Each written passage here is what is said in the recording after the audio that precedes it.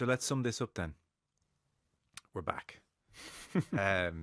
No, I'm sure things are not perfect and we can all get ahead of ourselves. But with a view to July, and we'll see what the provinces do, there is a definite sense here. Farrell has got into the team. He's regenerated. The style of play, the kicking is developed. The attack there's confidence and it's looking very familiar. All those other fires to be put out, set piece with the caveat of the scrum a little bit and discipline, all these kind of things have been sorted out. They've got through a real body of work here. I mean, South Africa. Ireland, France right now, as you said at the very top of the show, Rob, would be an interesting game next week. But there's just so much more optimism than there's been in a year to 18 months, I think. Amazing what a win over England can do for the national psyche. And it's often an England game that reboots it. It was in 2021. It went on a downward spiral in 2019 when England came over.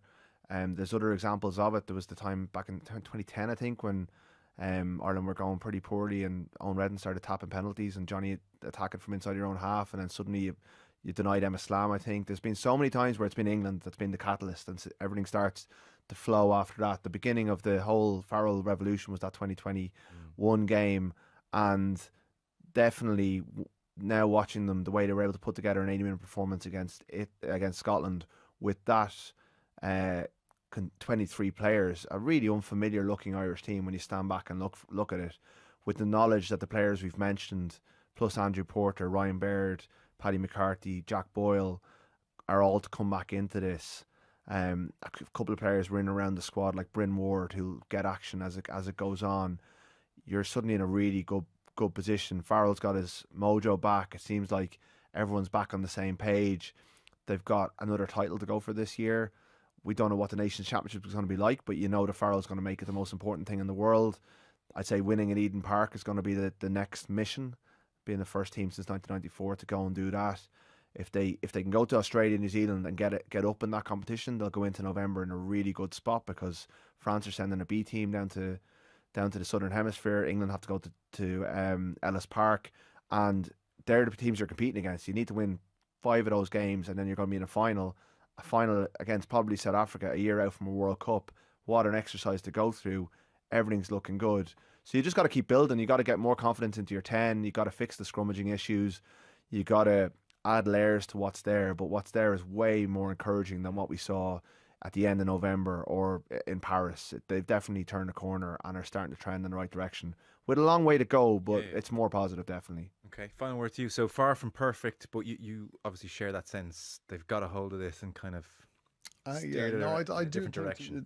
I think they're back. There's your headline. They've weathered a real storm, and they were in a little bit of a rut, and it could have gone either way. And sometimes you see teams get into a rut and not able to claw themselves back out of it. Were you getting a bit worried? I was worried. Yeah, they're not. Okay. I was. Am I surprised? I'm a little bit surprised.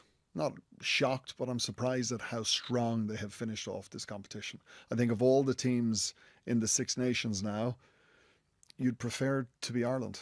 It's funny, yeah. Yeah. France have just leaked 100 odd points, one at home.